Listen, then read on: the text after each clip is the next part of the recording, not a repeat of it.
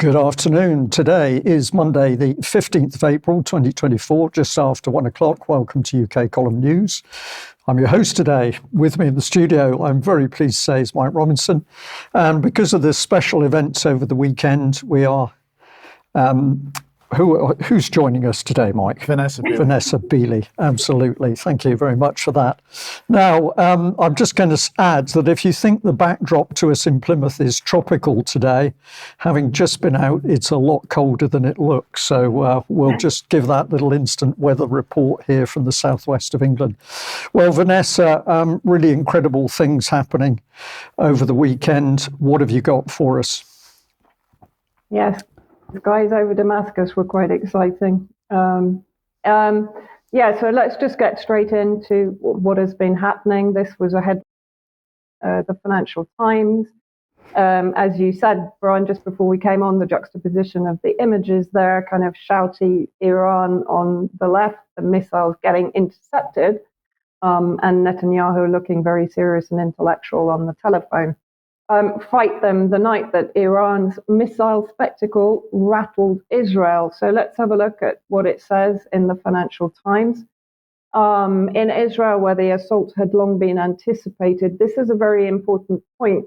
Iran's attack had been made very clear for at least 10 days so that the US and the UK had time to get into place with whatever air defenses they would provide for Israel. And Israel also had plenty of time to prepare itself for this attack. It wasn't a surprise attack. Around the same time as Netanyahu's plane, the Wing of Zion, took off for safety from Nevatim Air Base as the missiles approached, dozens of fighter aircraft and defensive systems were deployed to fend off the attack. Not just Israeli, but British, Jordanian, and American. So Jordan made it very clear on whose side it will be if there is an escalation of conflict. Now, according to the FT, and this ties in with many of the independent commentators that I've been speaking to, Iran's aerial assault on Israel, 120 ballistic missiles, 30 cruise missiles, and leading the way, 170 UAVs or drones. Now, according to the Financial Times, it says that these drones, on the next slide, if we can, is some of which the Shahed 136 are similar to those Russia has unleashed in Ukraine, have proven easy to take down. Now, they weren't really being used as attack drones. They were being used as advanced probe scouting drones to suss out the Israeli air defense. Even Ukraine's limited air defenses have taken them down. At the same time, and this is the important sector in the FT, an Israeli official said that the swarm of drones was designed to probe Israel's responses and track the locations and trajectories of its defensive assets. They learned a lot about us, and we learned a little about them, said the official. It was an education. Very, very important point. Let's flip there by the FT. At the same time, in Western media, we've barely seen any reporting on the unity, the solidarity of the resistance axis, which included Iraq, Yemen, Syria, the resistance factions inside Syria, and Lebanon's Hezbollah, who attacked the air and missile defense headquarters in the Kila barracks in the occupied Syrian Jolan with dozens of Katyusha rockets as the Iranian missiles were incoming. What was the reaction from the US and the UK? Well, Rishi Sunak, of course, came out immediately, having not condemned the Israeli terrorist aggression against an Iranian embassy in Damascus 10 days prior, but condemned Iran's reckless attack on Israel in the strongest terms. And we have the video relating to Rishi's comments. Well, last night, Iran launched a barrage of missiles and attack drones across the Middle East towards Israel. This was a dangerous and unnecessary escalation, which I've condemned in the strongest terms. Thanks to an international coordinated effort, which the United Kingdom participated in, almost all of these missiles were intercepted, saving lives not just in Israel, but in neighbouring countries like Jordan as well. The RAF sent additional planes to the region as part of our existing operations to counter Daesh in Iraq and Syria. I can confirm that our planes did shoot down a number of Iranian attack drones, and I want to pay tribute to the bravery and professionalism of our pilots flying into the face of danger to protect civilians. So RAF jets did shoot down Iranian attack drones. Are you able to say what future involvement the RAF and the UK could have as this develops? And what was the process leading up to that last night? Did you consult the Cabinet at all? As I said, the RAF moved additional planes into the region as part of our existing operations to counter Daesh in Iraq and Syria, and I can confirm that a number of Iranian attack drones were shot down, and we've paid tribute to the bravery and the professionalism of our pilots flying into the face of danger to protect civilians. I chaired a COBRA meeting on Friday to agree a plan of action. So I think my comment on this one straight off is, of course, a modest response from the UK there with planes in the area. Was there any real discussion in parliamentary terms? He went into the COBRA meeting. What does that mean? He was already in a protected circle of people making the decision, so it didn't go through a vote in Parliament. But we have a second clip? We do, yeah. Let's have a look at the second one, yeah. Have you spoken to Benjamin Netanyahu, and what is your message to him as he considers how Israel responds to this? Well, as I said yesterday, it's clear that Iran is determined to sow discontent and destabilise the region, its own backyard. That's very clear from its actions. If this attack had been successful, the fallout for regional stability would be hard to overstate, and we stand by the security of Israel and the wider region, which is of course important for our security here at home too. And what we now need is for calm heads to prevail. We'll be working with our allies to de-escalate the situation, and I look forward to speaking to G7 leaders later this afternoon. What practically can the UK do to try and de-escalate now? Is this predominantly about dialogue, or could there be conditions set on military support, as was last night, dependent on how Israel responds? Well, I'll be talking to G7 leaders later this afternoon. It's important that we coordinate with allies, and we'll be discussing next steps at that moment. So, Vanessa, I'll just say, of course, he didn't answer the very first question about a dialogue with Netanyahu. That was just ignored. He got back onto his press briefing. And I think he is deeply rattled. I think the whole of the US and Western alliance is deeply rattled because, as we're going to see a little bit later, things did not go as calmly as they'd like us to believe. So, Rishi, Sorry, Vanessa, go ahead. No, sorry. I was just going to say absolutely, and I thought he actually looked distinctly uncomfortable in both those clips.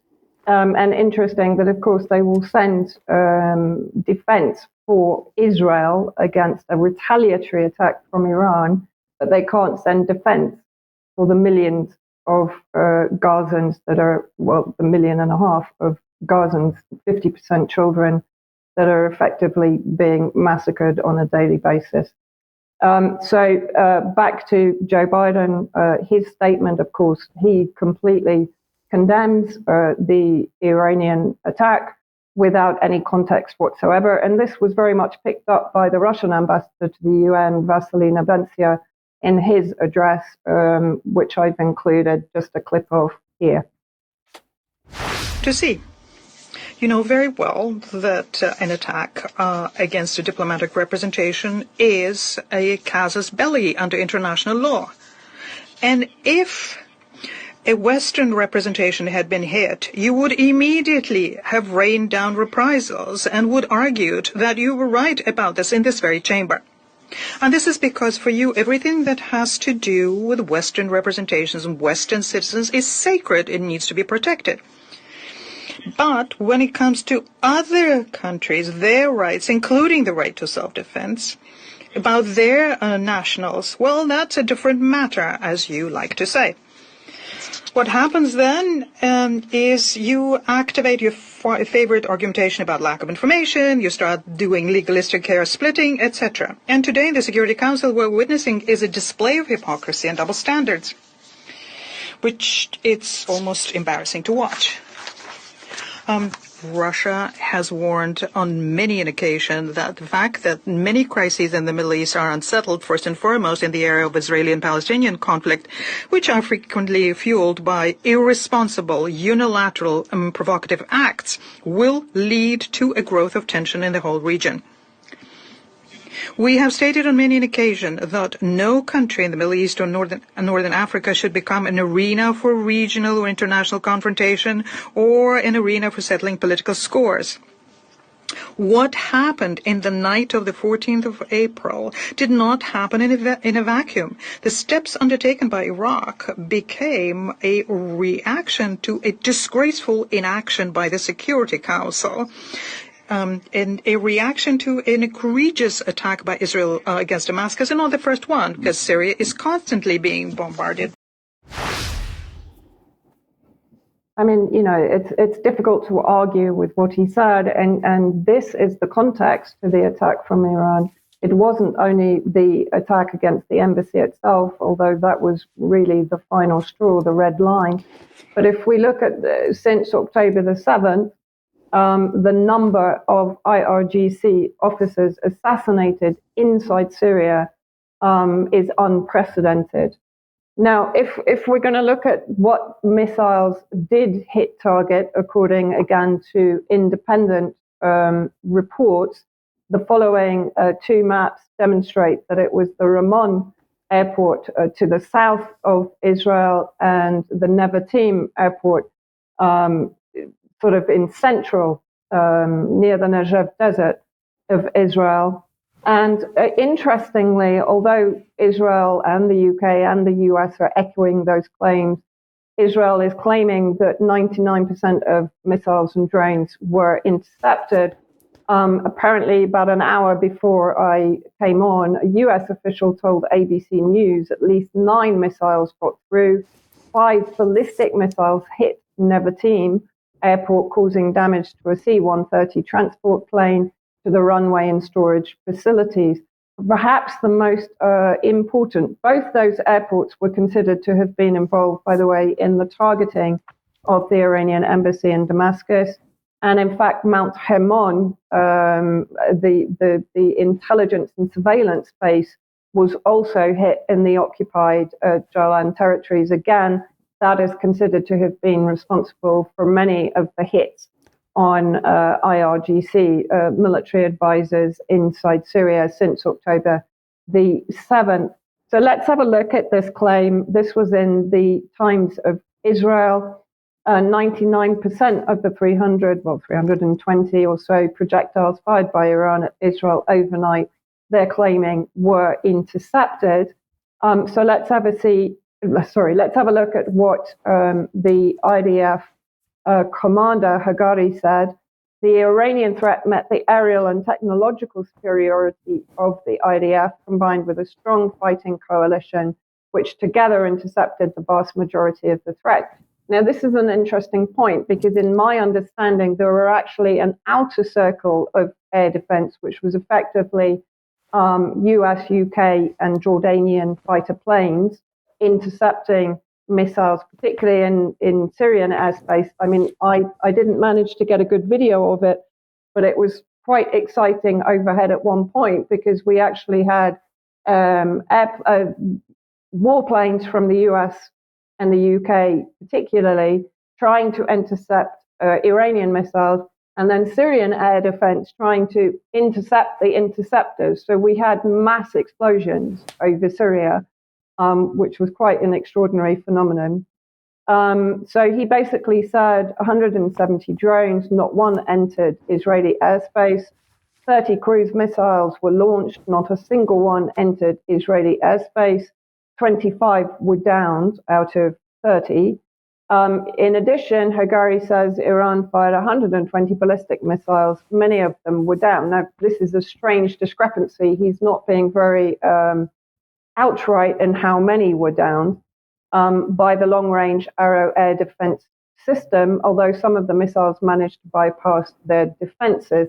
He also claims that the damage at Nevatim was negligible.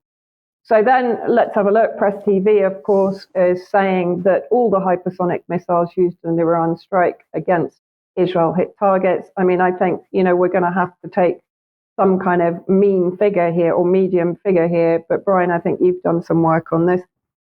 These are just images that have been released in the last 24 hours of missile casing, seemingly undamaged, that has been found in the occupied territories.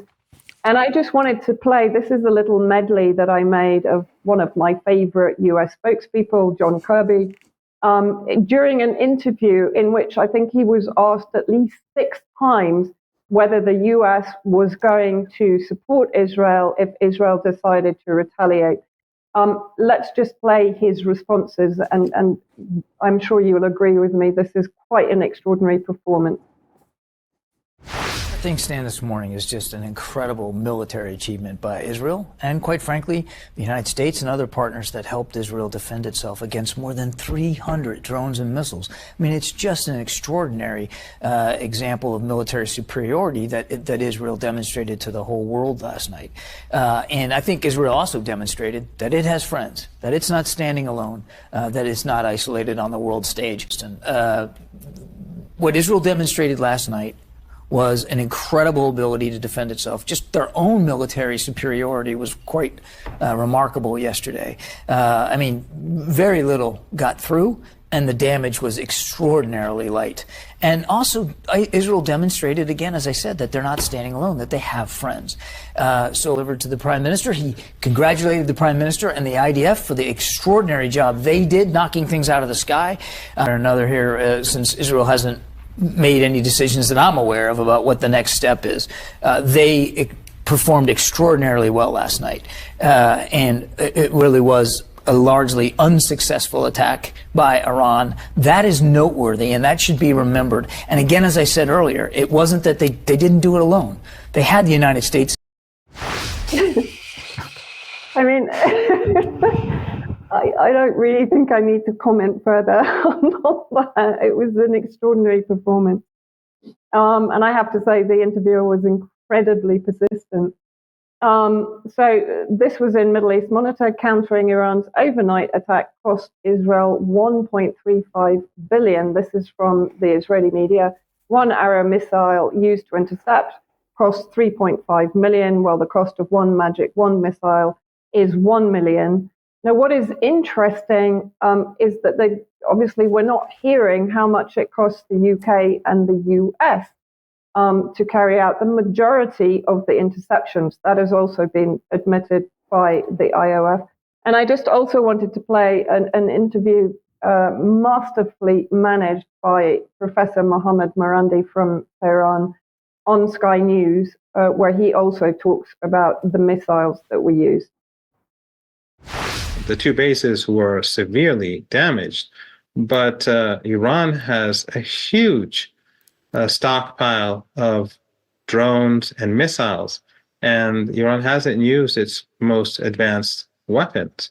So if there's what would they be, Professor? Nuclear weapons? No, they're more advanced drones and missiles. Iran is not like the United States, which has and uses and has already used nuclear weapons. Iran's peaceful program, as we've seen over the years, has been peaceful, and there's never been any evidence to show otherwise. But Iran has more advanced drones and missiles, and the very fact that the Americans don't want to be a part of any Israeli counter-response shows that the Americans know where the power lies. So the smart thing for the Israeli regime to do would be to refrain from responding. They got their punishment and they should live with it. They can say that 200% of the drones were down and 300% of the missiles were down, but as long as they keep quiet, they'll be safe. But if they strike Iran again, it's going to get much worse.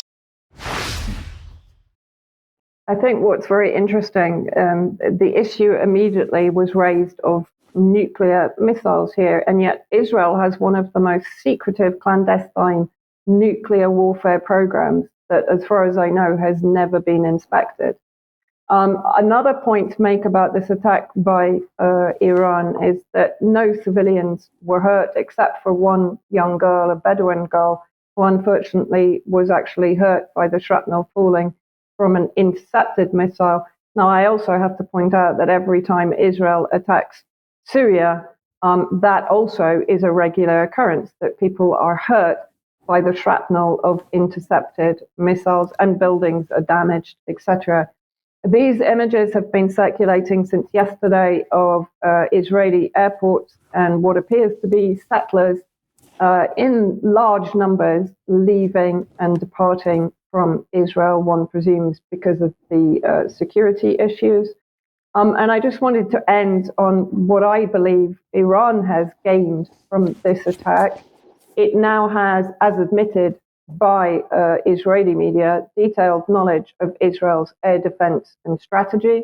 It has demonstrated the unity of the resistance axis. So in other words, if there is a future expansion of the conflict, then it's obvious who its allies are in the region, and that, of course, they also were not collaborating to their full capacity. It was an unprecedented, historic direct attack by Iran on Israel, which, of course, increases the deterrence factor. And also, I wanted to make one point. It was only one wave of attacks, not several. So when the drones, when the layers of drones, cruise missiles and ballistic missiles had broken through the defense, it would normally be followed up by subsequent waves, which would have completed the destruction of the target. So it was clear, one, that Iran was restrained, and two, that this was intended to be, as it was described, a slap in the face for Israel after their egregious attack on Damascus. As I mentioned, no civilian deaths, unlike when Israel attacks, of course, even on the attack on the embassy, there were at least 8 civilian deaths during that attack. They used relatively low-grade UAVs and missiles to probe the Israeli air defense. It was of huge cost to Israel, the US, UK, and Jordan. Jordan's reputation right now will be in tatters, even amongst its own population. And the cost to Iran, according to Iranian officials, rests at about 38 to 62 million for the entire operation. Insecurity, as I mentioned, in Israel and settler exodus, potential outcome. And there was also an extremely successful 2 or 3 cyber attack prior to the launch of the missiles. So I think all in all, this was a successful operation for Iran. Okay, Vanessa, thank you very much for that. Well, I agree with your analysis there. I've got a little bit more to do myself, but let's start off by having a look at David Cameron talking about events. We're living in a very dangerous world. We know that because of what's happening in Ukraine, what's happening in the Middle East and elsewhere. And what Iran did was a very, very dangerous act in an already dangerous world. And your report was completely right. But when we think about the 301 weapons that were fired at Israel, they weren't all drones. There were 110 ballistic missiles. There were 43 cruise missiles. This was a very significant attack. But fortunately, it was a failure because of the brave action of Israeli defenses and what the Americans did and our limited role, which I can come on to. And so, in many ways, Iran has suffered a double defeat, the almost complete failure of their attack. And also, by making this attack, they've revealed to the world their true nature as the malign influence in the region. So I think that's an extremely worried David Cameron. He's looking very drawn and tired, and I think he's having to absolutely stay to script. What is interesting, of course, is he's claiming it's an Israeli victory. I agree with your analysis, Vanessa, on this, but also he's mentioning figures, and this will be my main point because he talked about a total of 301 missiles, and as we'll see, the figures around the number of missiles used is very interesting. Let's have a look at this film clip by Professor Michael Clark, who Sky News in particular has used to do analysis not only on what's happening in the Middle East and the latest with Iran, but also in Ukraine as well. Let's have a look. Let's start with the Iranians. People talk a lot about a calibrated response. What do you think the Iranians hoped to achieve last night? They certainly hoped to achieve some hits, and they got some. They seem to have got 7 hits on the Nevatim air base, which is symbolically important to them, because the Nevatim base is the base, it's the F-35 base, it's a big air base in the Negev desert, which is where... F-35 fighters. Exactly. The F-35s took off from there to bomb the consulate in Syria, in Damascus, on the 1st of April. So as far as the Iranians are concerned, they've hit the base from which the strike against their consulate was launched. So symbolically, that's important. It is reported that they've done some damage to outbuildings, but there is no casualties. It has been reported around the Arab world that the base has completely been wiped off the map, which is clearly not true. So they got 7 ballistic missiles through. They launched, it seems, this is from IDF figures, the Israeli defense figures, they launched 110 ballistic missiles and 7 of them got through. They launched 36 cruise missiles, none of them got through. They launched 185 drones, none of them got through. So statistically, less than 1% of their missiles got through, but the 7 ballistic missiles that may, if all 7 hit the air base, that gives them a symbolic victory. So, any reasonable person might say, well, that's tit for tat in terms of Damascus on the 1st of April and now the base from which the attack was launched now. Maybe that should be an end to it. Any reasonable person might say that. But we're dealing here with Netanyahu as Prime Minister and Ali Khamenei as the Supreme Leader. And we are not talking about reasonable... Neither of them are particularly reasonable. The situation doesn't make anybody reasonable. No, exactly. I mean, and this is, this round of conflict, this particular iteration, started with the Israelis going after IRGC generals and in an embassy.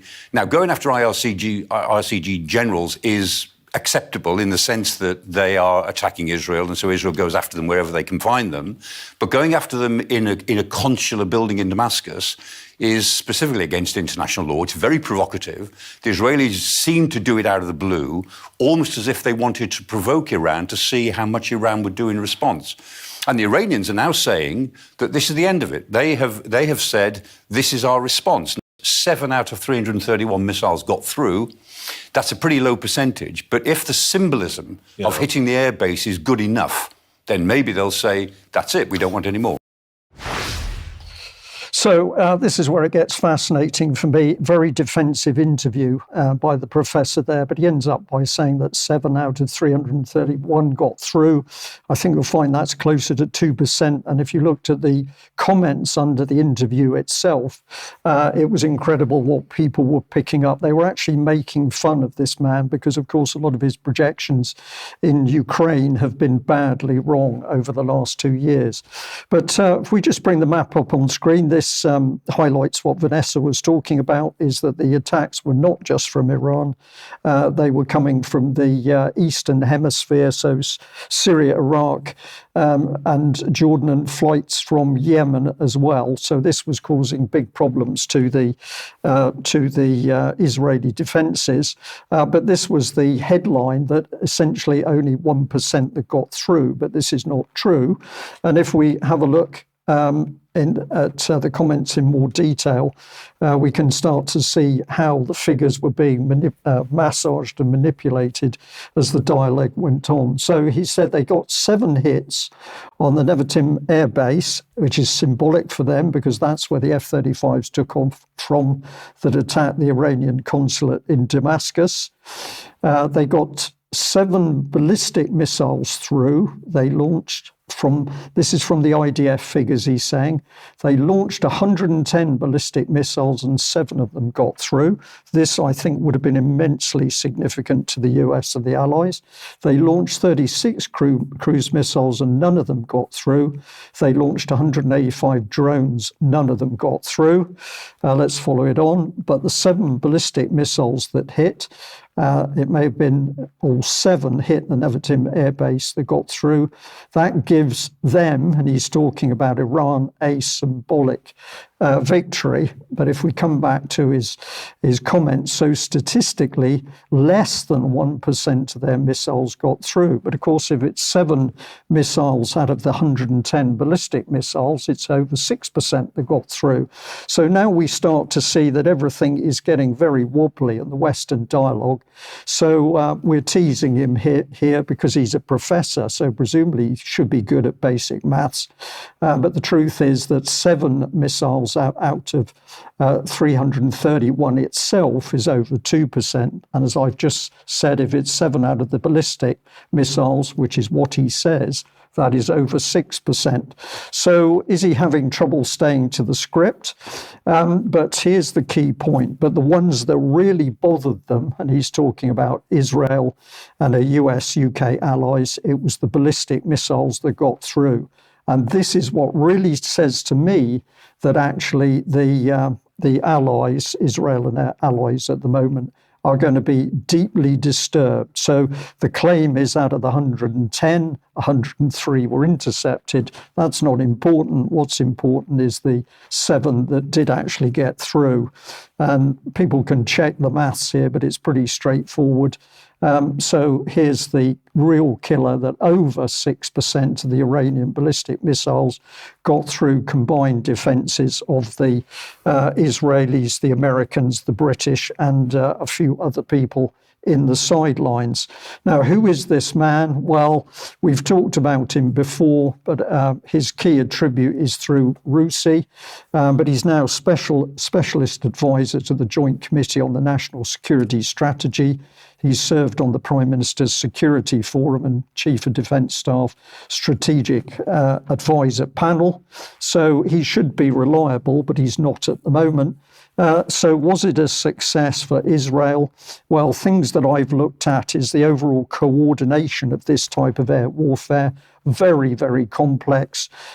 Israel would not be taking the lead. The US would be taking the lead because the US doesn't allow people to play with their toys, their military equipment. So although Cameron in particular praising Israel's performance, the overall drive for the air defense would have come from the Americans. America would have had to work directly alongside Israel's air defense forces within Israel's national air defense zone. So this is not about Israel defending itself. This is about Israel under an umbrella of protection provided by the US in particular. The UK and other minor partners would be given a minor participatory role in air defence surveillance, and they would have been active in local air defence sectors commensurate with their air defence asset contribution, i.e. the more you put in, the bigger the say you get in the battle. If you only put a few toys into the ring, the Americans are not going to let you play with very much.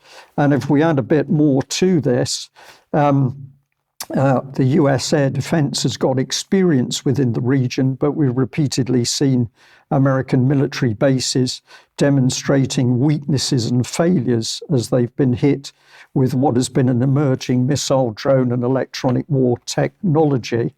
And I'll also add to that we need to recognise that air defence on this scale amongst a multinational force is very difficult, even with a well-practised military coalition such as NATO.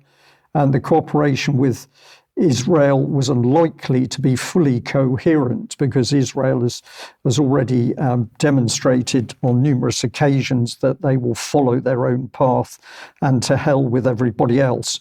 So a success, well, the suggestion that Israel's Iron Dome and local supporting air defense assets achieved success and Iran's attack was a failure is complete nonsense. What we've got to look at is that Iran was attacking the best US-led air defense assets that the US could contribute from its own resources, plus Israel, Britain and others. And against this coalition, Iran achieved multiple strikes against a prime Israeli target. And I think this is the reason that we're seeing such wobbliness in David Cameron and the rest of the Biden and the rest of the globalist politicians. This has not gone as they thought it would. So what is the wobbliness in the UK mainstream press like? Let's have a look at Andrew Neil's absolutely unbelievable article in the Daily Mail. So the headline is, if 300 missiles and drones hit Britain, would we be sitting on our hands? Israel has a right to retaliate, and loose talk about World War III is designed to intimidate it into doing nothing. So this is what he had to say. Within hours of Iran's mass missile and drone attack on Israel overnight on Saturday, the consensus of the global commentariat forming in newspapers and TV channels was that Israel should refrain from retaliation. If so many weapons of destruction had rained down in Britain, would we be listening to those urging caution, nodding thoughtfully at such sage advice and agreeing that it would probably be best for all concerned if we just sat on our hands? As we saw with the Argentinian invasion of the Falklands all those years ago, there would be an overwhelming national demand for a robust response to show we cannot be attacked with impunity. It's a bit ironic that he brings the Falklands into it, because we should remember, if we just put that back on screen, that it was Israel that supplied, or Israel certainly supplied Argentina with arms and weapons during the Falklands War. So it's interesting that he brings that particular conflict into the conversation. But anyway, he goes on to say, it's being said that the attack was only in response to Israel's bombing of an Iranian diplomatic mission in the Syrian capital of Damascus. Tehran says it deems its assault on Israel to be over, so Israel should just move on. But should it? For a start, this was the first attack on Israel launched from Iranian soil. That alone represents a major escalation of hostilities. Well, the escalation was from Israel in the first place, with what they did in Damascus. As many other people have said, this was in breach of international law. But anyway, Neil goes on. Moreover, the command center that Israel hit in Damascus was a major base for the IRGC's Quds force, which arms, trains and finances Iran's proxy militia across the region, including Hamas and Hezbollah, which has brought so much misery to Israel. So that makes it all right then, according to him. Iran is out to undermine Israel and humiliate America. It has had too much success in both endeavours. Israel has every right to respond to the mass attack. There's too much loose talk about it leading to World War III if it does. This is designed to intimidate Israel into doing nothing. I find the entire article, Vanessa, I just get some very quick comment from you on it. What, when I stop laughing? Yeah. I mean, what is he? I don't know what he's channeling, but it's not sane. No, it's not sane, and that is the point here, I think. Yeah. Do you agree? I'm lost for words on much of it, Mike, because it's just so incredible what we're being presented with. So we'll get into this a bit more in extra time. But I'm just going to move on through, because, of course, there was a lot of stuff rattling around on social media. Somebody sent me this picture, which was supposed to represent Iran's success. So we've got a picture of some white plastic garden furniture. One of the chairs has fallen over.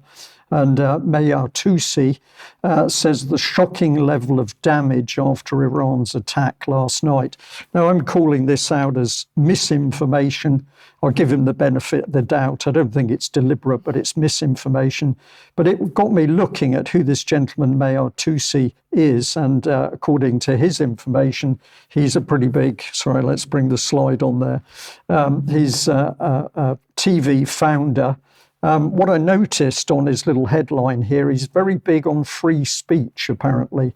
But is he? Because when I went onto his Twitter page, I was fascinated to see him praising the great work of the Syrian collective. And I was intrigued by this because I didn't really know what it was about. And so I did a little look, and it led me somewhere which I think is important for our viewers and listeners. So here's the Syrian collective. It's a surveillance network, news opinions. It's pro-democracy, apparently. It's scraping digital fingerprints to aggressively track and expose anti-Semitism. Now I started to get a bit more curious because I didn't see a lot of democracy in what they're doing. I saw something rather different. But if we bring in what they say about themselves, the Syrian Collective stands as a formidable Jewish surveillance group born from the necessity to combat rising anti-Semitism.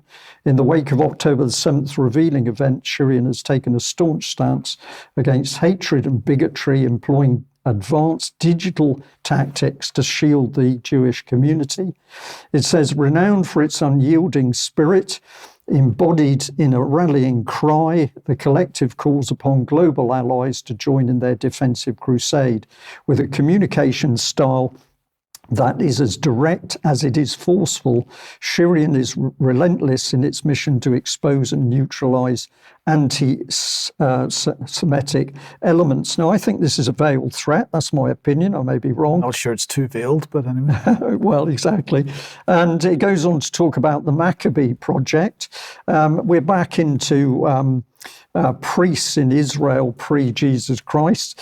At the heart of Syrian's operation lies the Maccabee project, a sophisticated AI-driven tool designed for modern digital warfare against anti-Semitism. Maccabee excels in automated monitoring, reporting and awareness raising, especially in sensitive sectors, by harnessing data for precise identification and targeted action. Maccabee operates on an omni-channel basis for maximum impact. And it says, while navigating the complexities of legal frameworks, Maccabee ensures a lasting influence on identified targets. And I don't get a warm feeling for this. I think this is a very aggressive little organisation. The Guardian did have a look at it earlier in the year, but they failed to ask any key questions about its identity, legitimacy, or possible links to Israeli State Intelligence Unit 8200. And to remind people, the UK column was very big on this back in 2015, where we pointed out that Francis Maude, as Cabinet Office Minister, was setting up these surveillance and intelligence links with the Israelis. And Unit 8200, Israel's cyber spy agency, featured very deeply. We put together this little diagram showing all of the links that he was setting up. And it didn't just include conservative Friends of Israel. Of course, it was bringing in connections between Israeli and British universities, University of Bristol coming on screen, but it was also tied in with Ministry of Science, Technology and Space in Israel, University of Kent. And let's add a bit more over here. Here's GCHQ working with Israeli Defence Force Unit 8200. Digital companies there, and also at the time, Common Purpose, our old friend, was in the background. So I don't know what this organisation is, Mike, but I don't get a warm feeling about it. And as we said at the time, that if a memorandum of understanding was being put together with Israel, we were voting effectively Conservative, but getting Israel. The key question in the small print is, did we ever vote for any of this? And the answer is we didn't. But I find it extremely disturbing to see social media pushing these sorts of organisations, that if we say one word wrong against Israel, we've got some group on our backs. I think this is very, very dangerous stuff. Well, Tehran calling, says Policy Exchange, and just by coincidence, I'm sure it was just by coincidence, Policy Exchange has released this new report today, which is all about the egregious nature of Tehran's interference in the UK. We'll come on to what they say. Here, they say the United Kingdom has now experienced over 3 decades of Iranian influence and power projection within its borders, from the Rushdie fatwa in 1989 to the 2022 cinema protests against the blasphemous Lady of Heaven movie, to the current threats to Iranian dissidents and journalists based in the United Kingdom. They say, as Iranian flags fly at pro-Palestinian protests in this country, this report details how the Islamic Republic of Iran constitutes a multi-dimensional threat to British society, one that requires urgent government action. Iran is presently a hostile state to Britain, listed alongside China and Russia as an opponent in security service statements. It seeks to interfere with our online systems and takes British citizens hostage. Now, who are they talking about here? Well, of course, if we're talking about one country's interference in another country, we need to look at who they're talking about here, because they're talking about Nazanin Zaghari-Ratcliffe, who, if we remember, had spent time in prison in Iran, and then ended up under house arrest in Iran before finally being released. Now, the Iranian government saying that, and she was convicted of subversive interference in Iranian society, and this was related to her work with Thomson Reuters Foundation and BBC Media Action, who are media development organizations. So if we remember at the time, this was the comment from Monique Villa, the COO of Thomson Reuters Foundation, saying when Zaghari Ratcliffe was originally charged that these charges are linked to her work at BBC Media Action and at the Thomson Reuters Foundation. This is a complete invention, as the Thomson Reuters Foundation doesn't work in Iran and has no program or dealings with Iran. Well, of course, it's not a complete invention, because BBC Media Action certainly had activities in Iran up until her arrest anyway. So this is from the Media Landscapes website talking about Iran. BBC Media Action used to work in media and communication in Iran, although through training and long-term mentoring. At the moment, it is no longer operative in the country. And Nazanin Zaghari Ratcliffe, a dual British and Iranian citizen, is currently in jail in Tehran because of her previous work with the organisation. Now, this is historic, of course, because she has been released and is back in the UK. But if we remember, while Boris Johnson was Foreign Secretary, he acknowledged what she was doing, although he wasn't supposed to acknowledge what she was doing. So when we look at what Nazanin Zaghari Ratcliffe was doing, he said she was simply teaching people journalism, as I understand it, at the very limit. But Vanessa, the key point here is what these people are doing in these countries isn't just teaching people journalism. No, absolutely not. I mean, we know this from, who was it? Juliet Harkin. Well, we're going to come on to her in a second. Yeah. Oh, sorry. But yeah, I mean, we know, sorry, I've spoiled your surprise. But we know that, that they're effectively scouts and infiltrators prior to a planned destabilization campaign, regime change, whatever it may be, to basically influence or to pinpoint, identify potential opposition and to work on them, basically, within the society. Indeed. And so if we bring this Consortium News article on screen, then, and this is entitled Reuters, BBC in Covert UK Programme to Push Western Agenda. They're talking about Russia, of course, in this case, but as we'll see, this goes well beyond Russia.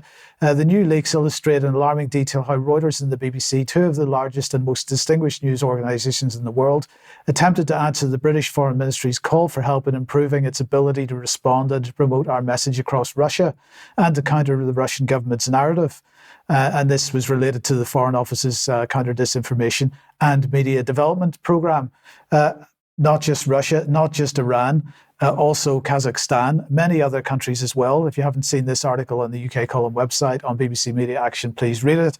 And we'll bring the lovely Juliet Harkin on screen now, because she was talking about her activities in Syria under BBC Media Action. BBC Media Action, worked in 2004 with individuals within the Syrian ministry who wanted change and tried to get them to be the drivers of that.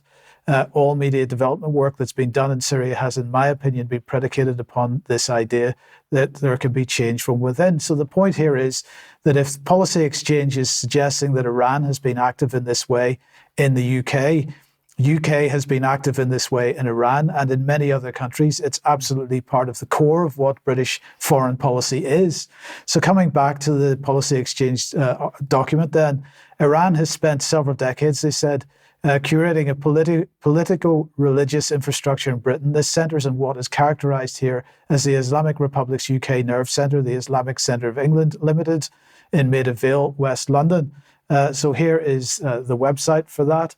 And they're claiming that this is the centre of Iran's influence operation in the UK. Indeed, but they then go on to criticise the fact that MI5 is no longer taking part in counter-subversion activities. And they say that indeed subversion, once a core task of MI5, appears to have been removed from the contemporary focus of the security service. Until recently, its website stated we no longer undertake counter-subversion work. This would only resume doing so if our monitoring of emerging threats suggests an increase in the subversive threat. So this was the website as it was, and that's where they made that comment. In fact, the current MI5 website, when you look at what they do, discusses three main areas: countering terrorism, countering state threats, and protective security. And I would argue that countering state threats absolutely is what has replaced the counter-surveillance, what was the word? Counter-surveillance? No. The countering states threat? No, it doesn't matter. Anyway, there's too much here. Yes. We're going to be honest with our audience today. There is so much here, Mike, in this subject. It's difficult to keep up with it all. Yeah, but anyway, the point here is MI5 stating that state threats are overt or covert actions by foreign governments which fall short of direct armed conflict with the UK, but go beyond peaceful diplomacy and expected statecraft to harm or threaten the safety or interests of the UK or allies. So the suggestion by the policy exchange that MI5 is suddenly off the pitch with respect to activities, soft power activities from foreign nations is completely incorrect and disingenuous and misleading. But in any case, I would question their entire basis of their report, and I would certainly question any suggestion that Iran is doing anything unusual or different to anything else. And in fact, it's doing it on a much smaller, if it is doing it at all, it's doing it at a much smaller basis than the UK is, never mind the United States. So we'll leave that there. Vanessa, you sent me this earlier, and I just wanted to highlight it. So this is apparently, according to Israeli media, at least one of the holes left in the ground by one of the rockets that was fired by Iran. And I just want to ask the question, because that's quite a convenient pile of earth over on the left-hand side there. And I wonder if you were to turn that pile of earth, I'd be interested in your views, Vanessa, if you were to turn that pile of earth upside down and put it into that hole, do you think it would fit? Well, there were an awful lot of bulldozers lying around in the video of the hole also. So I would suggest it's extremely possible that it would fit perfectly, yes. Yes, indeed. Okay, thank you for that. And we're just going to end this segment then with a bit of video from Julian Assange in 2011. And I think it might give a little bit of context for what we're witnessing at the moment, not just in the Middle East, but also in Ukraine, in fact. Because the goal is not to completely subjugate Afghanistan. The goal is to use Afghanistan to wash money out of the tax bases of the United States, out of the tax bases of European countries, through Afghanistan and back into the hands of a transnational security elite. That is the goal, i.e. the goal is to have an endless war, not a successful war. An endless war, not a successful war. You agree with that? Absolutely. He was on the money, no question of it. Okay, if you like what the UK Column does, you would like to support us, please head over to support.ukcolumn.org. All the options for helping us out are there. You could share anything you find on the various platforms, especially ukcolumn.org and ukcolumnextracts.co.uk. But please also consider having a look at what's on the UK Column shop, a number of different items there for you to have a look at and perhaps pick up and help us out that way as well. Now, tomorrow at 1 p.m, we've got an interview with Dr. Charles Hoffa, who, of course, is experiencing some serious pressure from the Canadian authorities over his activities during the COVID so-called crisis. I just want to join us for that at 1 p.m. tomorrow, but just want to also mention he has a legal defence fund going. The link for that will be in the show notes. If you can possibly help out with that, that would be great. I'd like to mention an event taking place in Norwich on Saturday, the 20th of April, 2 p.m. to 5 p.m. What actually is 5G? A talk on the pros and cons of 5G and the implications of AI by Ian Jarvis. If you would like to get along to that, I'm sure they would appreciate it. Another reminder of the Sounds Beautiful Festival taking place in 2024 in June 27th to the 30th in Wimborne and Dorset. We will be at that one, and please join us for that if you can. And also Stand in the Light in May, which is taking place in Cumbria, May 24th to the 27th. Join us for that one as well, because we'll also be at that. Okay, excellent. Thank you, Mike. And I'd just like to give a reminder of the work going on by the Fenethy ladies, the survivors of abuse at Fenethy Residential School. I've just got some generic images on screen, but obviously they've been fighting for 4.5 years for access to Scotland's redress scheme, which gives them recognition as survivors and also helps them, and also for some will allow compensation for problems that they've had. But this is a very difficult battle for them. Now, we've mentioned that they do need some money. We've got a little video clip actually to play here because they had a video embedded in their crowdfunder, and I just want to play it, but to say to our audience, they're trying to raise £1,000, which helps them pay for coaches, for example, to travel. It helps them draw the women together. This is not a huge amount of money, and I would very much like to see UK column audience helping the Fenethi ladies to raise that £1,000. Let's just look at the video embedded in the crowdfunder itself. If you have lots of people saying that the same thing happened to them, it's actually quite unlikely. It's actually quite unlikely that something different happened. Well, I'm not disputing what the women are saying for a second. Let me be really, really clear. I believe absolutely what they're saying. What I'm saying to you, though, is that Redress Scotland require some evidence of someone being placed into a setting, and there is no record for anybody. So a little bit abrupt, but it's very telling. The women know they were abused. There's a lot of women. There's hundreds of them. They know where they were abused. It was at Fenethi. But according to the Deputy First Minister, Shona Robison, she needs the evidence they were at the school. It's horrific, Mike, I think is the right word. So if there's any of the audience who feel they can help financially, please do. Let's see whether we can raise that £1,000. And I just want to reiterate here, this is Shona Robison, not Robinson, and she's no relation. So I did try and stress that, Mike, clear. for you. Yes. Okay, now, next Monday on the 22nd, we will be premiering Playing God. This is the new documentary from Jackie Devoy, and we'll be premiering that immediately following the UK Column News at 2 p.m. next Monday. So a reminder about that, and please join us for it. But I just wanted to bring us forward a little bit, because last week we were talking about this, the opinion piece, I think it was in the Times by Matthew Parris, talking about assisted suicide. Amongst other things, he was saying within a decade or more, assisted suicide will be seen as a normal road for many to take and be considered socially responsible, even finally urged upon people. So this is a direction that we're heading in. And so this is an area that we've been looking at again. And I just wanted to bring this up. It's been doing the rounds of social media at the moment. This is the palliative care funding review that took place in 2011. Just to give an idea of some of the background about how we got to this place with respect to democide and deaths in hospitals and so on.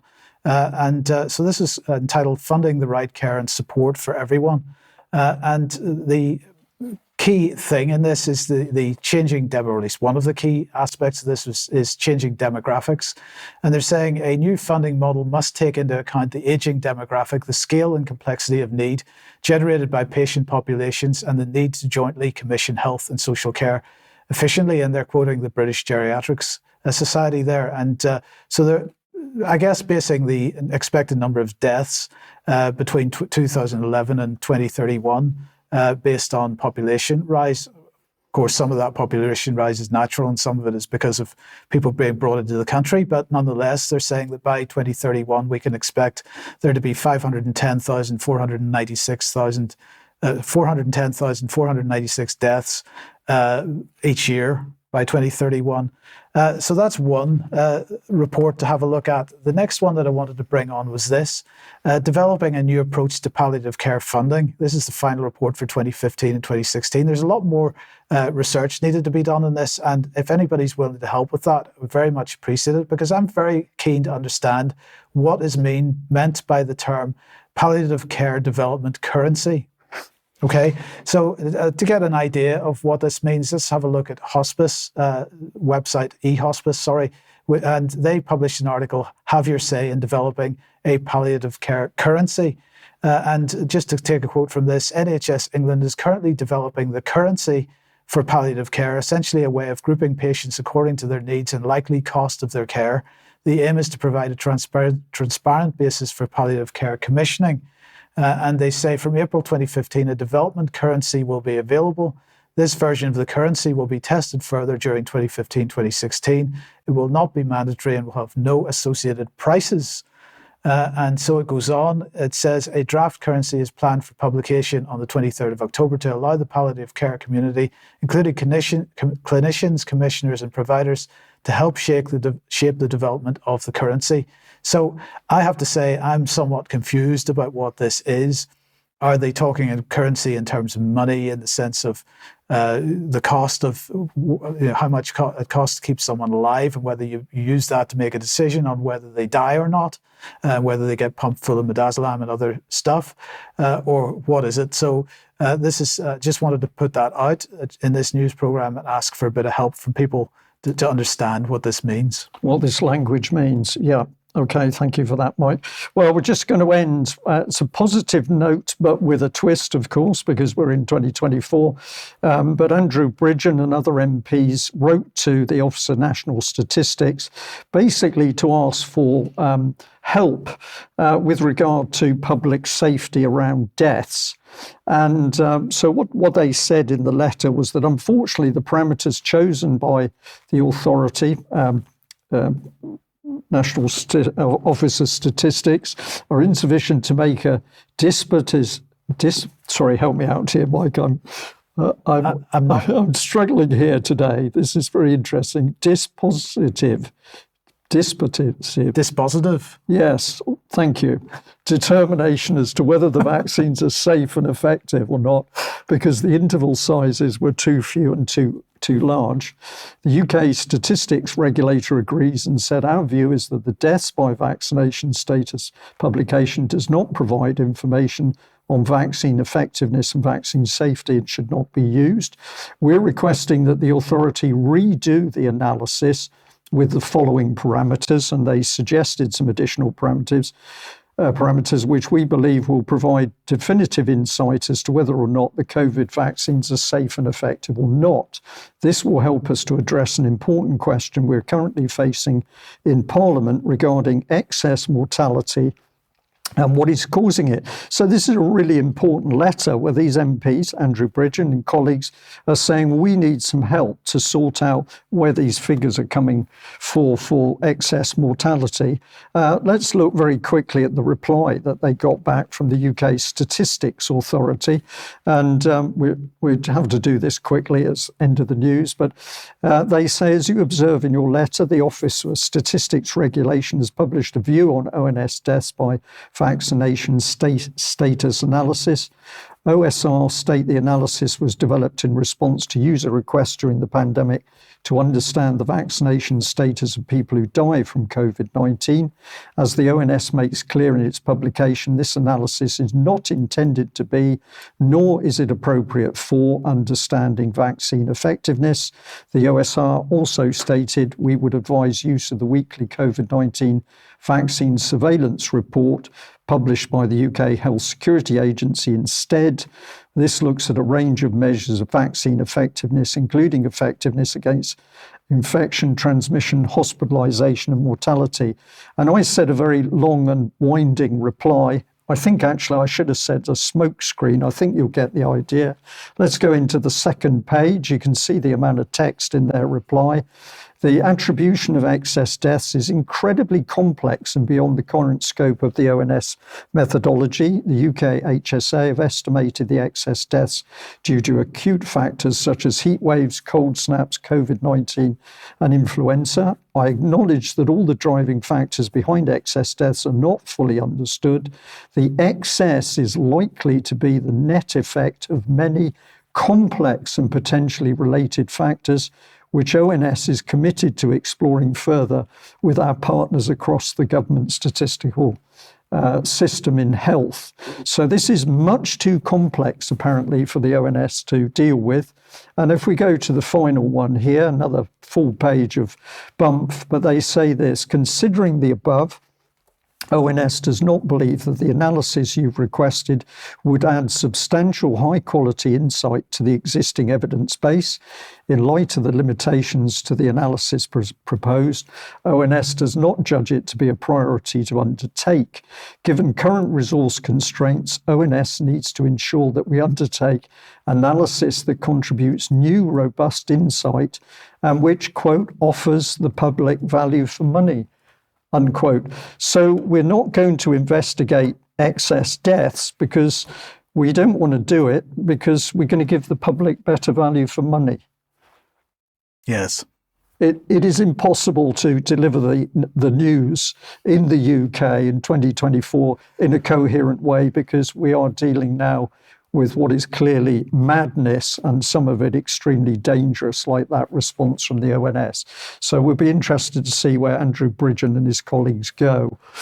On that rather unhappy note, we're going to have to end today's news. Vanessa, thank you very much for joining us. Do join us for Extra, UK Column Extra, if you're a member, and we'll be having a look at more detail of what's been happening in Israel and the Iran attack. But otherwise, to our international audience, thank you very much for joining us today. And thank you to everybody that supports UK Column financially, because we can only do what we do with your financial support.